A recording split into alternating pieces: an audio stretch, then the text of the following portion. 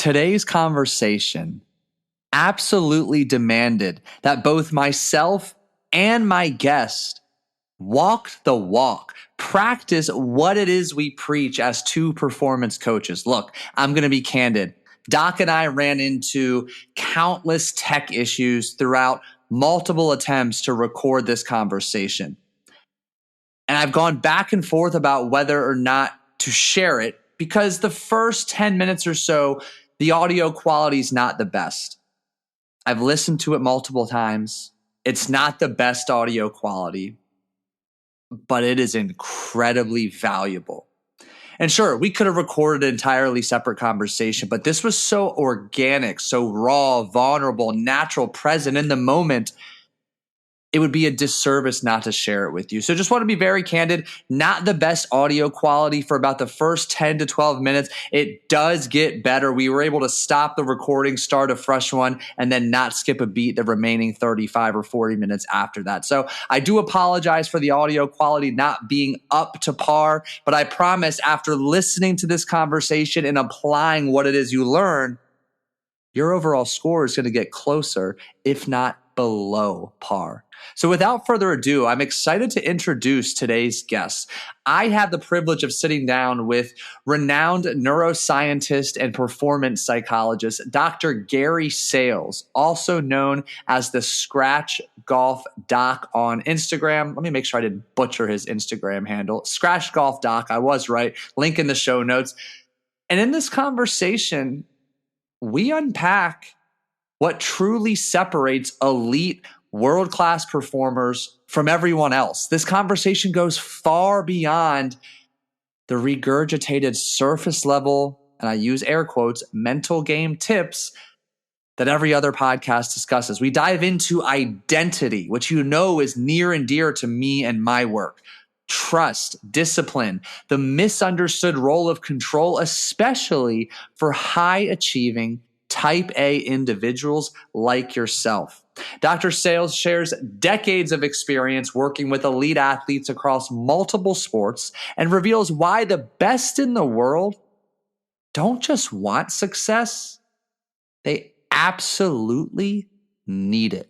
We explore how structure creates freedom, how letting go creates control, and why your thoughts quite literally shape your performance. If you've ever felt like you're doing all the right things, but still not performing at your highest level on the course, in business, in life, this episode will challenge the way you think about improvement and unlocking a newfound level of awareness. So without further ado, please help me welcome Dr. Gary Sales to the show. Doc, you've spent decades studying athletes, not just as performers, but as people shaped by culture, environment, and identity. And I'm curious, when you look at high performers today, what psychological factor do you believe is most misunderstood in the pursuit of excellence? Wow, that's really interesting. A lot of people call it hunger. A lot of people call it, they're obsessed. But I'll tell you something. Yeah. Elite world-class athletes have a need. It's a need. Just like you need air, we need water, we need shelter, we need relationships. They need this. The desire, the need, because it defines their personality. But, if you're looking at degrees of influence, it's at the very highest. Elite athletes, I even coined the term the elite athlete mindset. Very, very, very, very different than successful athletes. I can tell you right now, for them, the word would be need. Take that away from them and they're handicapped. It's like, that's why, with my practice, when, retirement comes, that identity is gone. And, my consulting business was helping them to reestablish a new identity, become a dad, become a husband, become a wife, start a business, things like that to fill that space. But need with a capital N. It's not something that I'm doing. It's not something to feed my family. It's, the need to be number one. Um, there are some psychologists that would call it obsessive, behavior. They would call it abnormal psychology. No, when you see it and it's common, it's not abnormal. It's abnormal to the normal population. And I'll tell you, when it really hit home, I'm not going to mention the athlete's name, but one of my athletes, tennis player, he and I were working together, and he won our Indiana State high school title as a freshman in high school. And I Mm, said, how would you like to do something that's never been done? He says, what's that? Let's win it all 4 years. And so I told him mm. what it was going to take, getting up early, nutrition, the things that world class athletes do. He looked at me and told me I was nuts. And he fired me. Okay. Ah, So, but long story short, um, I ran into him years later. He was able to play, got a D1 scholarship. And he actually said, you were right. My college had me do all those things that you were going to have me doing, but he was a freshman in high school. He didn't know, but need, NEED, man, capital N. mm. Yeah, he might have been a little preoccupied chasing girls or who knows what, but that's fascinating. So Yes. I'm really curious then if you can begin to contrast that elite level of high performance, somebody who needs versus somebody listening right now feels like they are themselves a high performer. They're great, they're successful. But if they're more in the camp of obsession, help contrast some of the character traits and intangibles between someone who needs that next level of success versus somebody who's just obsessed with it. Okay. This is really interesting. One of the things that came out in the research was this. Elite world class athletes, they have a dynamic personality trait that tell me what I need to do and then get out of the way and let me do it, as opposed Mm, to really needing a coach. But they also understand that I need to have a coach that get that objective look at what it is that I do. But what really separates world class athletes from other athletes is I do it until I don't need to think about it because I own it, as opposed to always trying to mm, find it. World class athletes, they just have this, the only word is trust. They trust it so much that they're able to let it happen rather than try to make it happen. And a lot of really elite athletes, they're not willing to let go of that control. When I was with the Brewers for a couple seasons, and there were some guys that came up from the minors to the majors and just went through the process because they trusted what they were doing. But there was one young man, and I'll just tell you a story. you know, yeah. he was a pitcher and he was our ace. I'm not going to mention names, but it's like let it happen. And he said, Doc, what I've been doing got me to this point. And he was fine just to settle. But I reminded him, you're a professional athlete. You're a race pitcher. Does Cy Young mean anything to you? The best pitcher in Major League Baseball. And I said, if you keep doing what you're doing, you're gonna keep getting what you're doing. If you want to get that Cy Young award and get a structured contract that takes you to another level, you've got to do something different. So, but a lot of guys, it's just like let it go, man. Trust what you've done. Trust the work. And then you're going to find something amazing happens. I had one of my athletes tell me, Doc, I've never played at that level before. And it was a young lady. She played for the state high school title, tennis. And I made her play 2-on-1 in singles to really get her tough. And when you got two on the other side, the ball's coming back. And after playing for about 15 minutes, she said, I never, ever played at that level before. She lost conscious control. And that's what these world class athletes can do. They can lose conscious control. They become so attached to what it is that they're doing that they Harvey Dorfman, my mentor, he was a top sports psychologist in Major League Baseball. He said, focus on what the eyes see. And that's what she did. She focused on what Mm, the eyes demanded, and the body just responded. When you get to that level, then you're going to play your best. But obviously, you need all the training and the nutrition and and everything else leading up to that. Okay. But the world-class athletes, they trust the process, are willing to let go, and they understand that to get that greater control, listen to this now, Paul, to get that Yeah. greater control, I have to let go of conscious control. Yeah. It's fascinating because you read my mind. I was about to literally address all of our listeners who I estimate the vast majority to be type A OCD control freaks. That's why they're drawn to the game of golf. That's why they're listening to a podcast to better themselves. And you keep continuing to hit on this theme of surrender, of let go, which you, me, everybody listening knows is easier said than done. So what sets these elite world-class performers apart? Are they born with this ability to let go? Are they developing a skill of surrender? Like, tell us more about how they get to that level to effortlessly surrender and let go to really gain more control. I'll share with you a typical session. When I've got a new client and I'm interviewing them to see if I'm going to continue with them, one of the questions I ask is, I want you to go back and I want you to recall, and this is called recall, okay? And it's a modeling technique that we use in our work. Your best performance. What was that like? And I'll be honest with you, it doesn't matter the sport, but right now I'm working exclusively with golfers, but I'll give you the menu of things. They said there was a quiet mind. I felt calm. I felt relaxed. I didn't feel any pressure. I was connected to my targets. I didn't have any swing thoughts. It just, here's that word, it just flowed. Now, that takes a lot of courage. Paul, that takes a lot of courage to do that. So that's what they say. That's what they say. And it's time and time and time again. And it falls right in line with the literature. It falls right in line with what, the theory. But regardless of the athlete, regardless of the sport, it's the same thing. Letting go of conscious control, you kind of fall into it. And here's something that's really interesting. Flow, the zone, you don't go after it, it finds you. And then when it envelopes you, then you're good. Yeah, a lot of people think that these athletes are superstitious. I'm inclined to agree.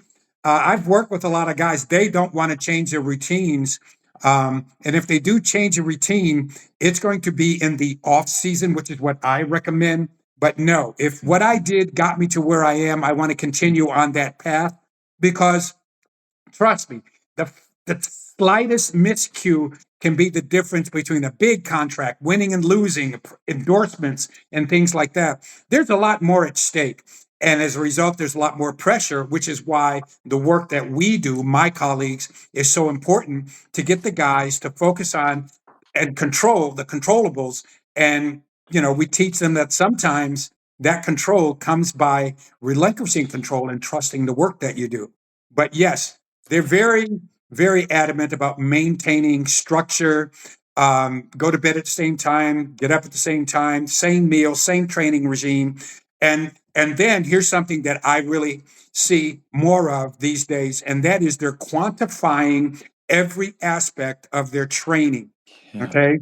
Because numbers tell a story, and that's how you know whether you're improving or remaining stagnant or even going backwards sometimes.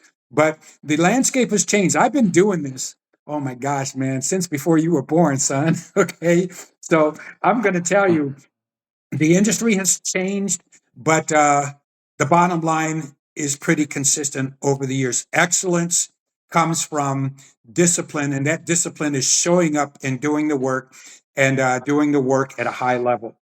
It's not for everyone. I can tell you that right now. It just is not for everyone because I've had athletes and I told them what it takes to become a world class athlete, and they just walked away thinking that that's insane or that's not for me. And I'll be honest with you, anyone who's successful has done this in music, business, me with my work, the number of publications and stuff. I put in the long hours, I put in the hard work, but I use my mind instead of my body. Okay. So, but it's the same model. It's the same model. You have to put in the work and have the discipline to show up and get it done. So you used a buzzword, and it's not really a buzzword, but it's a word I've used and spoken a lot. I've even dedicated some of the most recent episodes on the show to this word, and that's structure. Yes. And I echo and agree with everything you said. Structure is a prerequisite to next level success. But I imagine it seems like in your experience too, you've encountered a lot of resistance from potential clients, even clients around structure.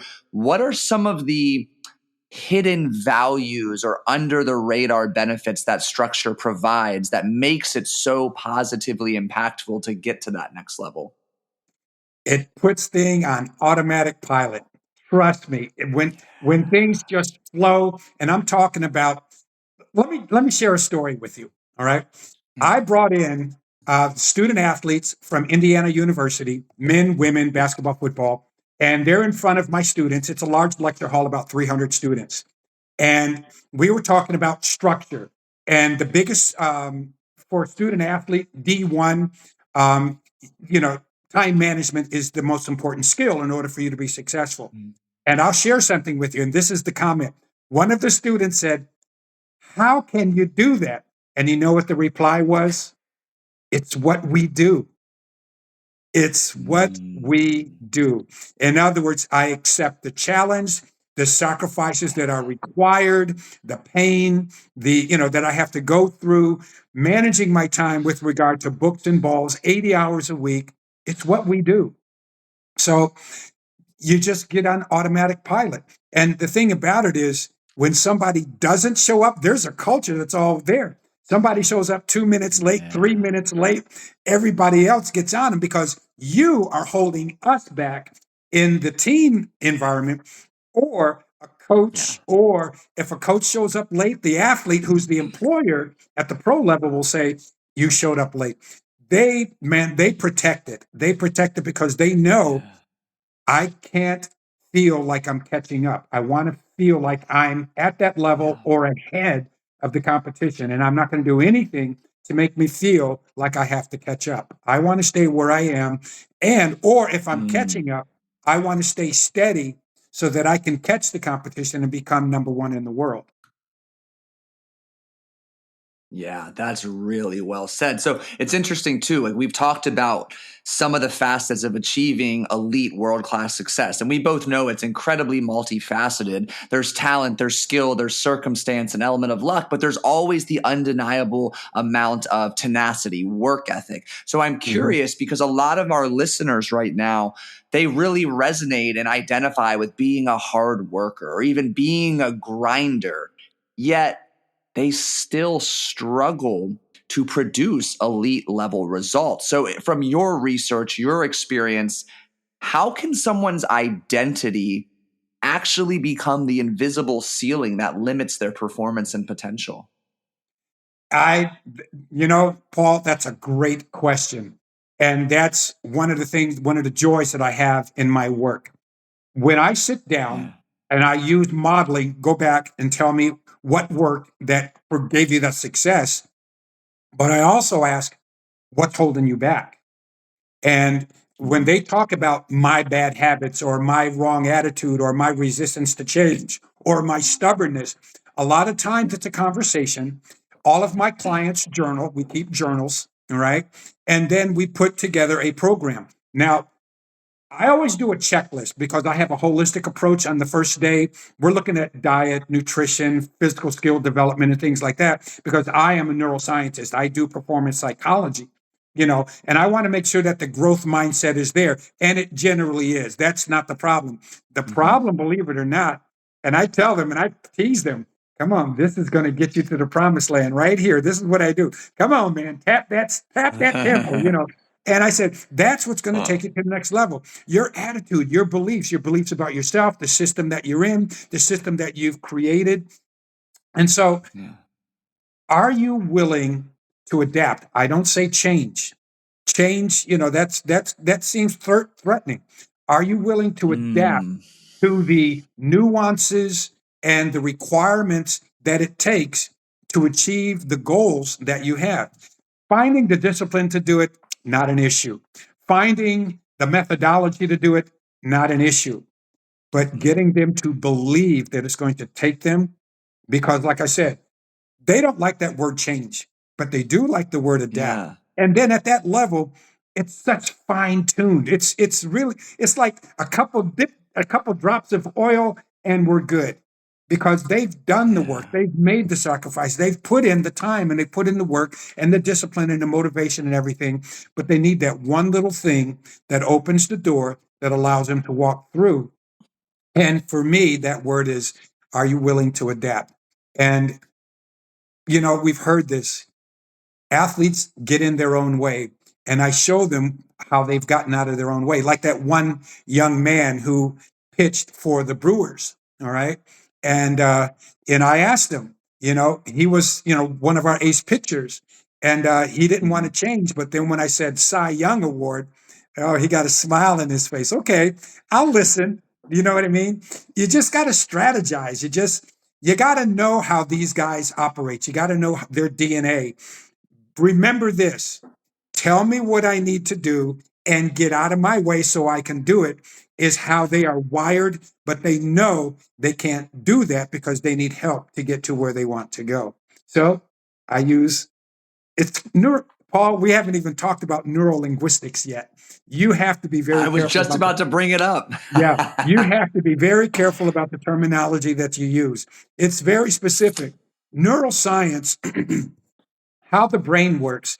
I met a neuroanatomist, Jill Taylor. She's teaches in the medical school here at Indiana University. And we had, several conversations about that. And it was because of her that I went on the journey. I always had, my degree, kinesiology, performance psychology, but it was her that made me start looking and do a deep dive into neuroscience. And it changed the way that I approach my athletes. It changes the way that I approach the teams that I work with. And it makes sense because now you're looking at how the brain is wired. And when you understand how the brain is wired, you can really reach people easily. Yeah, I think it's phenomenal what you highlighted, the subtle yet significant difference between are you willing to adapt versus are you willing to change? And for those of you listening right now, really take a moment to reflect on that. Change, if I ask you to change right now, is there a tension, a tightness in your body? Does your nervous system and identity perceive it as a threat? Whereas adapt could be empowering. Oh, I'm adaptable. I'm resilient. So now all of a sudden there's that, that excitement around. And now you're more willing, you're opportunistic, you're excited to dig in and commit. So yeah, Doc, I think that's such a phenomenal low-hanging fruit opportunity that really highlights the value of paying attention to your word choice and the words you use to speak to and about yourself. Absolutely. Absolutely. You might have missed your calling, man. You might want to jump on the bandwagon, because you have a real thorough understanding of how this works, man. I commend you on that. You've done your homework. I've read a book or 500. I love to read. So I give credit to everybody else who's way smarter, who makes their information available like yourself. There you go. There you go. Yeah. So now I'm curious, something we haven't touched on, and, you have been in a position to work with some of the best athletes, and you've alluded to, they have this mindset of just tell me what to do, get out of my own way, yet they have the awareness to surround themselves with people to support them, to identify their blind spots. Would you say from your experience and observation that success at the elite world-class level is in fact a lonely journey? No. And yes. When I work with these kids, all right, and they're kids, I'm giving my age away. When I work with these kids, depending on how young they are, it's a team effort. Not only the coaches, but the spouse, or if I'm working with the child, the parents, okay? Because it is a group journey, and there are going to be people there. If there's isolation, it might be that 5-mile run at 6 o'clock in the morning or 5 o'clock in the morning. If there's isolation, it might be that, that ice bath at the end of the day. If there's isolation, it might be during competition, you're out there by yourself. But I disagree. It's not a journey by yourself. You can't do this by yourself. It takes a team of individuals to do that. But there are instances in that journey where you are by yourself. And I teach my clients to use that time for reflection, meditation, and visualization. But no, if it's a child, got to talk to the parents. Definitely got to connect with the coaches. I want the coach to know that I'm not trying to trespass. We all want the same thing. And I've even Yeah. worked, and because my work is very specific, I've even worked in partnership with sports psychologists because I'm a neuroscientist. And the two of us have collaborated and worked with a pro golfer. So, um, no, I would say it's a team effort. It's definitely a team effort. The lonely part, the hardest part and the loneliest part is the travel. The, you know, I'm talking to, some of my kids and they're playing 2 and 3 tournaments a month, and they are doing Airbnb with other golfers, and to minimize Okay. expenses and things like this. The guys on tour are able to travel with an entourage because they can afford it. But a lot of the guys playing in Yeah. the minor leagues, they're traveling with other players. So um, too many instances where there are other people involved. So that lonely journey, it might be when you're at the range, you want to go do some extra work, you're by yourself. When you're in the gym, pushing the weights, doing the stretching, things like that. But again, um, everything that you're doing has been prescribed pretty much by other people, other coaches or research that you've done. I think that thing about it being a lonely journey, I don't buy that. I don't buy that. There are too many Yeah. people involved in the process to make that individual successful. I think it's well said. I really respect that answer. And as I'm listening to and kind of filtering it through a lens for the listener, if you own a business or you're trying to climb the corporate ladder or just whatever it is that next level of success is you're chasing, just really listen to Doc. You can't get there alone. And No, maybe like if we're nitpicking here, maybe you can make some really cool substantial progress, but if you really want to tap into your potential and give your fullest gift to this world, you've got to surround yourself with other like-minded people, whether it be coaches, mentors, leaders, some form of support. Camaraderie is a catalyst to you becoming the best version of you and preventing you from continuously getting in your own way. exactly. And, I'll tell you, there's this one thing that was really interesting. If you want to improve, let's stay with golf. If you want to improve as a golfer, play with golfers who are better than you. And it's not a journey that you do by yourself. And when I see, well, let's put it this way: when I retired in 21, I was shooting in mid 80s, anywhere from mid 80s to high 70s. Now I can shoot anywhere from mid 80s to mid 70s, and occasionally I'll get down into the low 70s, below 75. And my goal is, something I've never done is to break 70, but I've shot 70 several times, but I've never, Okay. crossed that barrier 69. And I'm, every summer I'm hopeful, but I do it. And the thing that I learned, Paul, this is huge. The guys that break it aren't the ones making a whole bunch of birdies. They're just not making bogeys. And when I stopped making bogeys, man, them scores went down fast. Okay. So it's Yeah. really interesting. How did I do that? Yeah. It wasn't something I learned by myself. I learned it by watching, talking with coaches, playing with better players, playing with guys, and then, Yeah. and this is interesting, playing a lot of tournaments. That was something that was recommended. And I started playing tournaments, and I noticed that when I was making more greens in regulation and fewer bogeys, even though I wasn't making more than 2 or 3 birdies per round, I was still coming out on top because I just Yeah. was consistent. I just wasn't making a lot of mistakes. You learn through association. That's just the bottom line. You learn through association. Yeah, I mean, there's the old cliche, excuse me, success leaves clues. And you mentioned it earlier in our conversation. Study what works. Surround yourself with players, people who are more successful, whatever you're trying to achieve. Go spend time with people who achieved it. Doc, 2 questions I often ask one of my clients when I'm first working with them is what are the best in your field doing that you're not? And what are the best in your field not doing that you are? Those 2 questions alone can give you so much clarity and awareness about where you need to redirect spending your time, energy, and effort. And I'll tell you something else too. This is really kind of cool. Based on those 2 questions, a gap Uh-huh. emerges. And in that gap is a Yeah. need, and fill that need. I feel you. Yeah. You were connected, man. And that's huge. So, um, How about that in training methodologies? How about that? Which is okay. That's why I do neuroscience instead of performance psychology. I do performance psychology, but I have found that neuroscience and neurolinguistics have served me and my clients much better than the traditional performance psychology, mental toughness training, and things like that. I found a gap. Well, And so it was Dr. Joe Taylor. pause real quick, Doc.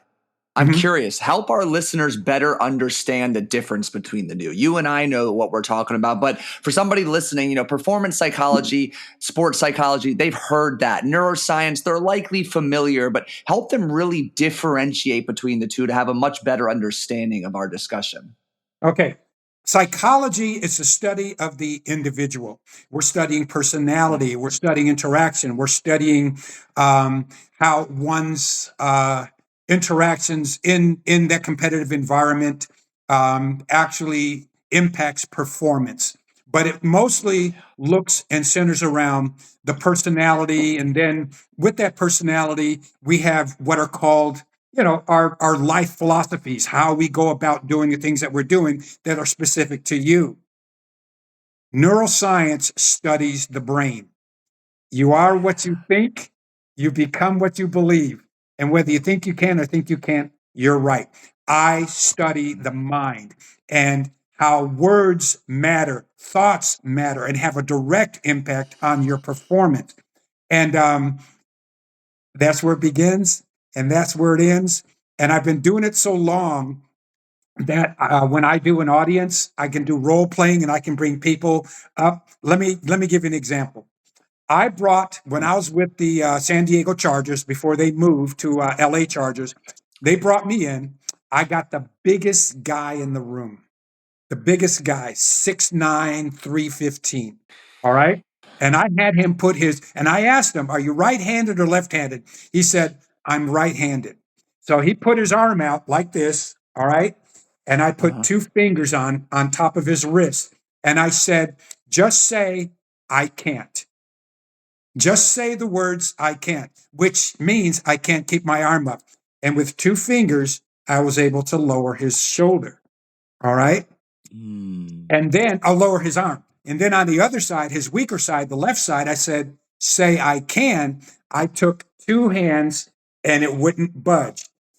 The amygdala and the hippocampus are two brain centers that have a direct impact. I don't want to get into the neurochemical processes, but thoughts are neurochemical processes in the body, starting with the with the motor cortex, but how you interact with your environment, how you interpret it, the brain will use complex processes and activate certain neurochemical composition in the body, and then you perform. If it goes through the hippocampus, you're good. If it goes through the amygdala, you're toast. That's what I like to tell the guys, okay? You're toast. Yeah. And so you got to be careful of what you're thinking and what you're feeling, because this is how the brain operates, all right? So if you say, I suck, your subconscious is listening. Or if you say, I got this, which are the three words that I use, just say, I got this. And you would be surprised. Or the smaller the target, this one I got from the sports psychology lab at the University of Toronto. The smaller the target, the brain really goes into an acute, not a narrow focus, an acute narrow focus. And guess what happens? Here's an example. Putt to the hole and then putt to a blade of grass on the hole. You'll see the difference. You'll see the difference. Yeah, the brain's amazing, man. It's amazing. Oh, man. It runs the show. Everything we do, it runs the show. And I do applied neuroscience, not so much the physiology, but the application of that physiology and brain function to golf performance. And it's very specific. And like I said, hey, putt to a blade of grass instead of to the hole. Watch what happens. Accuracy improves. Hit it, with the full swing. This came out of the sports psychology lab. It was a neuroscientist, a young kid, only about, I think he was 27 years old, had a PhD. And he said, for the full swing, have a target in the air as small as possible. And then if you're chipping and putting, have a target on the ground as small as possible. And then obviously carry and roll, the wedge, the swing. There are other dynamics that come into play. And Paul, when the golf course is my laboratory, I'm going to test it I'm before I jealous. share it with anyone. And Paul, I'm going to say, wow, I hear that a lot from myself. Man, this works. You know what I'm saying? Yeah. The brain is powerful. Flow, when the conditions are right, and that is the brain is quiet, the body is relaxed, the neurochemical processes are in balance, flow will pay you a visit. Oh, yeah. Oh, yeah. Yeah. It's wonderful. So you mentioned the application, excuse me, and then you mentioned earlier all of your clients journaling is a necessity. It's an essential component. So walk us through. I want to run with that example because I know so many people listening have negative, horrible self-talk.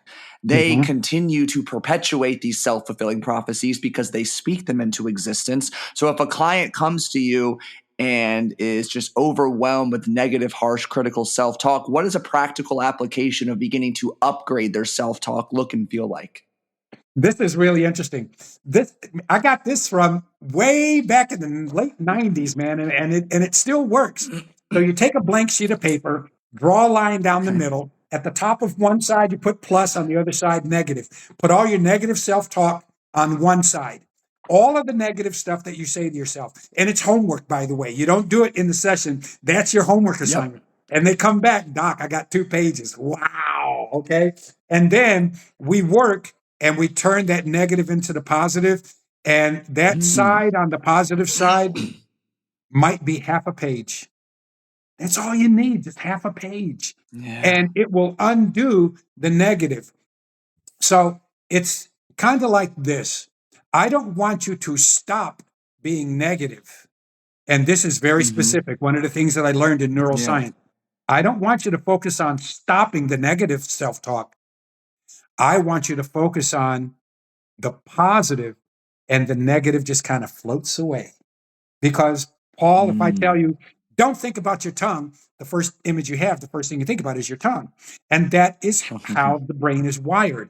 It doesn't differentiate between positive and negative, it only knows the action. So instead of telling a person not to do this, I tell them, this is what you do, and then the other stuff over time, because even our thoughts are habits. We have physical habits, mental habits, emotional habits. So we have mental habits. So it takes anywhere from 3 to 6 to 8 weeks for a habit to change. So that's why we journal and they read. All you need to do to reprogram your brain is read, talk, close your eyes and visualize what it is that you want. And that becomes your new neural pathway.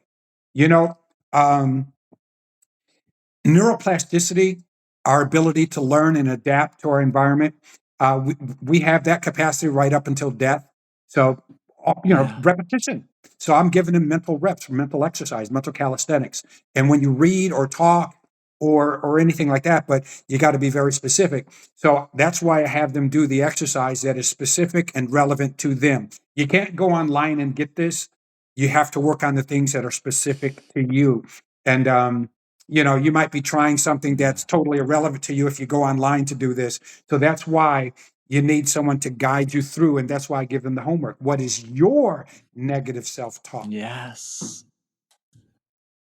Yeah, I love that. Doc, I'm losing my voice. So I'm going to get us out of here on one last question that I'm so curious to learn your answer to. So I want you to imagine that you're on a golf course. Centrally located on that golf course is a billboard. This billboard is visible from all 18 tee boxes, and you have the opportunity to put one message on that billboard for all to see. What's that message you're writing on that billboard? Me or the player? Who's what's the message? You get to write that message for all to see. Well, it's kind of, this is it. I knew the answer to that question. You are what you think, you become what you believe. That's it. You are what you think, you become what you believe. This right here runs the show. You are what you think, you become what you believe.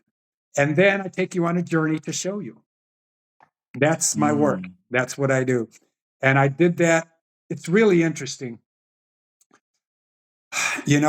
I take a typical meeting for me is I will take a meeting with the director of player development, let's say like with the Indianapolis Colts. And they'll take the meeting because they say, oh man, we talk with sports psychologists all the time. I'm going to give you a trip because you teach at IU and we're all Hoosiers and na. And then I take them through some role playing and I show them how the brain works. And I'll just share with you what the player development coach told me. I wish we had hired you 5 years ago. That's how much of a difference it makes. I don't tell you, I show you. And that's the difference with the work that I do. I got so many things that I do, over the years where I've developed. Some actually came from my clients, and like one came from a 12-year-old little girl. And it was powerful, but I still use them. The thing is to convince people that it's going to help them. And it's a minor adaptation. There's that A word again instead of the C word. You know what that C word is? I don't even want to say it. It's a minor adaptation. But when I teach my clients to really appreciate your thoughts shape your performance more than you realize, I'll give you 3 stories. I had a 16-year-old. The mother reached out to me. She was struggling to break 80. Her scores did not match the work and her swing. In 6 months, she broke 70, something that I haven't done yet. Okay. Another young man was had just graduated college, was out on tour, first year on tour. He reached out to me because he was struggling. And it couldn't have been 6 months. He had a career low and he broke the course record at his home course. And then the third one just won his first golf tournament. He just won his first golf tournament ever. I don't do the work. I show you how to get the heck out of your own way so that all the work can come through. That's my specialty. That's what I do. And that's why I focus on applied neuroscience rather than performance psychology. A lot of these kids tell me, yeah, have you ever worked with a sports psychologist before? Yes, I have. Oops. Oops. Oops. And that is not to, I'm just doing something different. That's all. I'm just doing something different. Yeah. I very much resonate that with as a high performance hypnotherapist and mindset coach. I have that conversation quite a lot as well. It's like, nope, not a sports psychologist. Nope, not an executive coach. So I hear you and feel you. Okay. Yes. Good. You understand. Yeah. I do. So Doc, where can our listeners go to learn more about you, to learn from you, connect with you, and inquire about working with you? Okay. I am on Instagram. It's the only place where I am using social media. My handle is Scratch Doc Golf. What I try to do is I try to turn amateur golfers, elite golfers, into scratch golfers.